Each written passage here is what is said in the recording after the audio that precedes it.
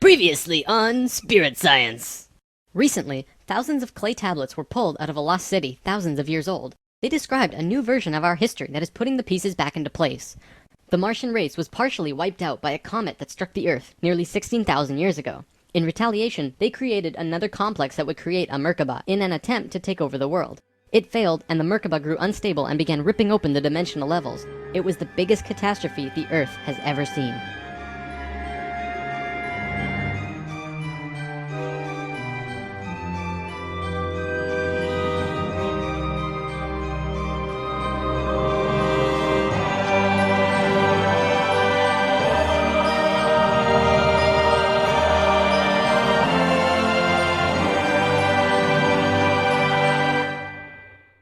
Something I should have mentioned last time. The reason the Nacals were special wasn't just because of their incredibly high consciousness, making them like guides of Atlantis.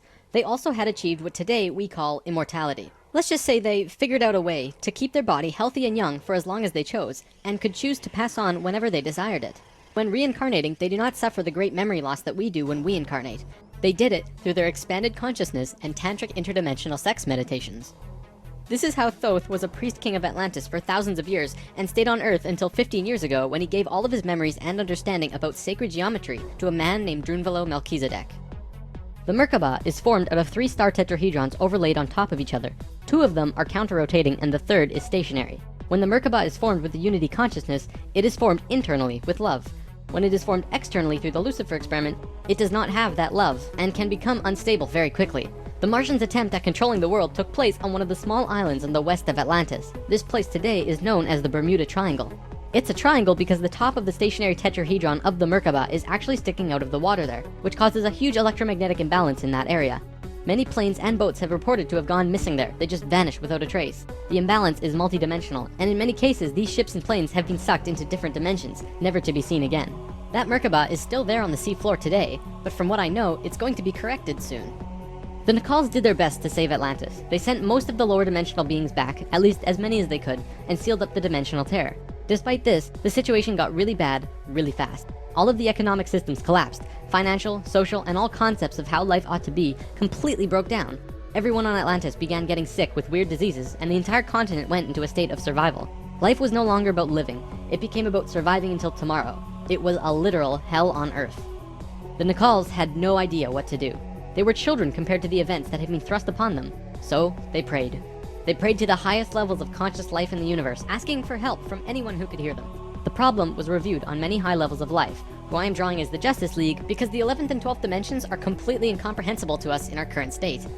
What they told us was this: we were going to fall. We were going to hit rock bottom, level 1, the lowest place we possibly could be in the universe and still survive. Also, we were changing polarity.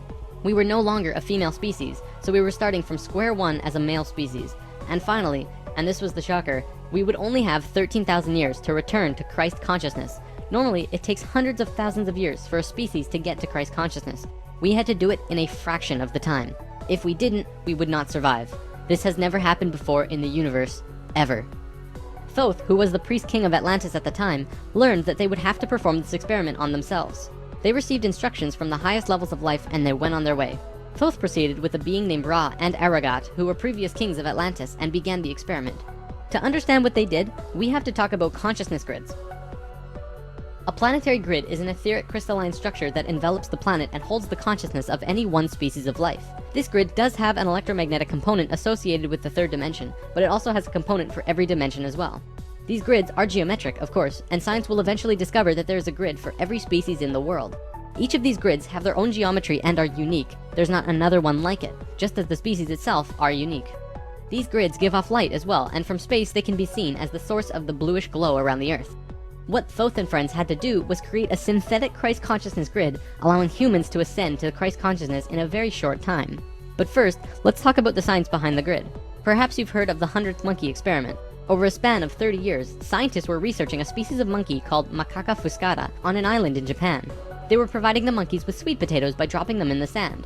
The monkeys liked sweet potatoes, but they didn't like the sand and dirt so much. A few monkey children figured out that they could wash their sweet potatoes, and some of them taught the technique to their parents.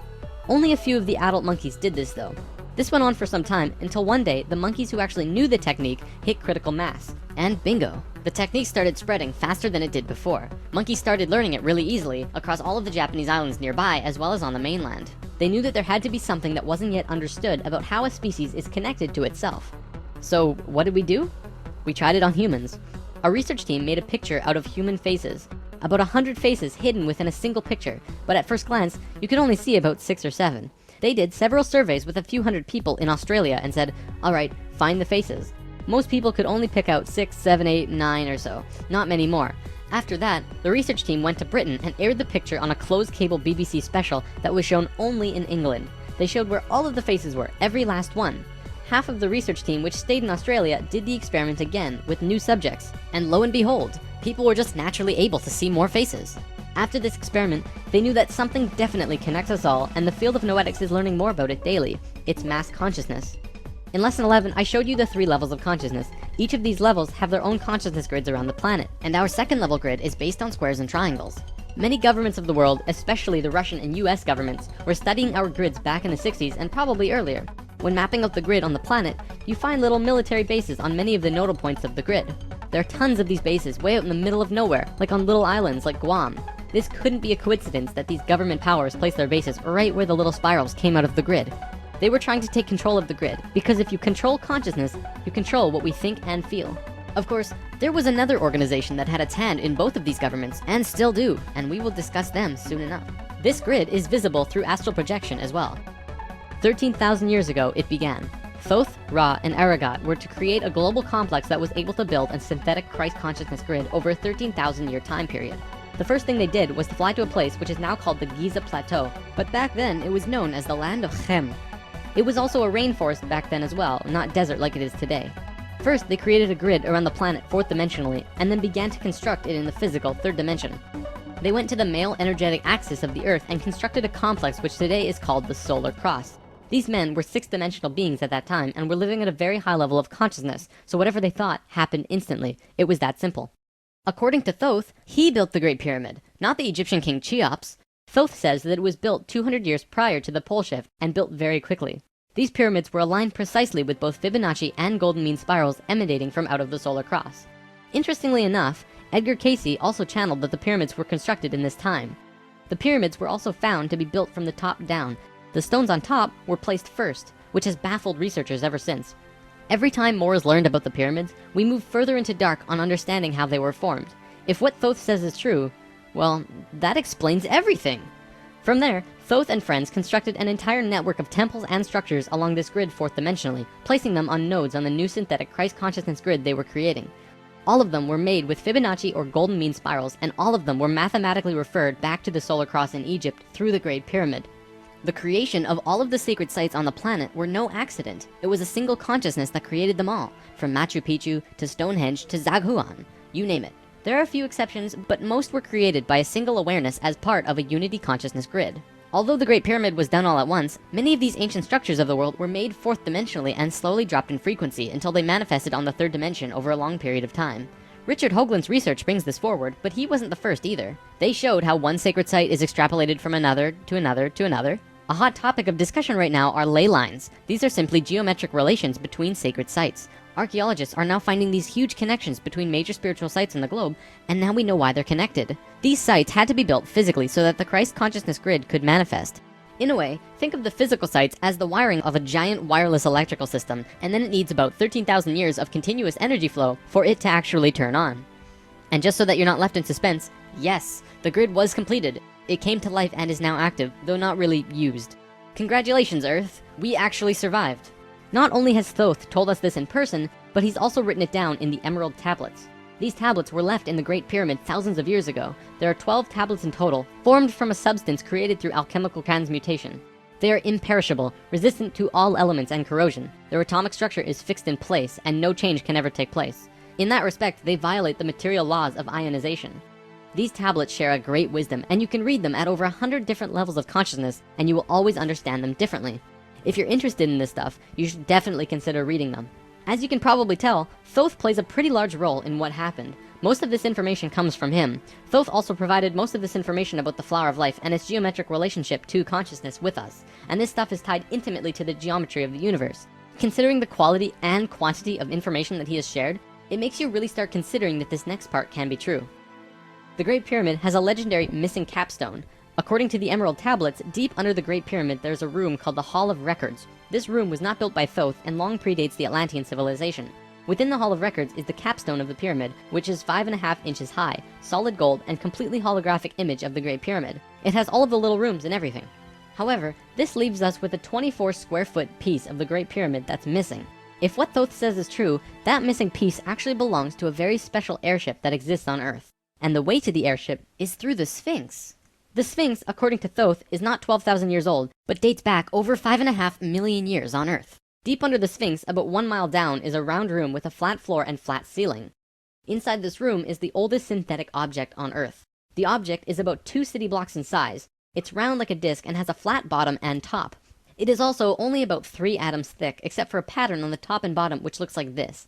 This pattern is 5 atoms thick. Thoth says that it's powered by consciousness, thoughts, and feelings, and connects with your own living Merkaba, which means that it becomes an extension of you and your own energy fields. The ship is also intimately connected with the spirit of the Earth, and is the protector for the whole planet. Thoth built the pyramid the way he did to fit with the ship. When on top of the Great Pyramid, it creates this image from above. The disc ship has a circumference equal to the perimeter of the Great Pyramid. As we discussed in Lesson 11, whenever that ratio appears, life occurs. This ship can only be used by the purest of souls. See, whenever we approach the point in the precession of the equinox where our poles do these shifts, we become very vulnerable. Things often degenerate, and while things become chaotic, there are often other species who wish to take us over. This has always happened, not just with us, but with all evolving consciousness. Every time a takeover seems imminent, a very pure person will find their way to the ship and raise it into the air. The Earth and Sun will connect with that person and give him or her great power. Then, whatever that person thinks and feels will happen. And think about it. If consciousness is the primary core component of the entire planet, does it not make sense that it would have its own defense mechanism? This defense is an airship that plugs into the Earth and the Sun, allowing the Earth to have protection. Our takeover event actually already happened, the same year the Christ grid was activated. The year was 1989, and we were having some troubles with the Greys, a race of ETs who were slowly plotting takeover due to a previous scuffle we were having. A very pure woman in Peru made the ascension process into the Christ consciousness grid and found the ship. She tuned it to the frequency of the 4th dimension, where she raised it through the Earth and into the air, and manifested a situation for the Greys to leave. Within a very short time, the Greys began getting sick, and remained sick for as long as they stayed here. They have been forced to leave for now, and we are once again safe. The ship is a warship in that whatever race is trying to take over, the person will just think them away, think up a situation, and force them to leave. Returning to the events on Atlantis, after completing the complex in Egypt, Thoth and pals returned to Atlantis, where they waited for about 200 years until that critical point on the precession of the equinox where the poles would shift. They knew that Atlantis would sink, and they would be ready.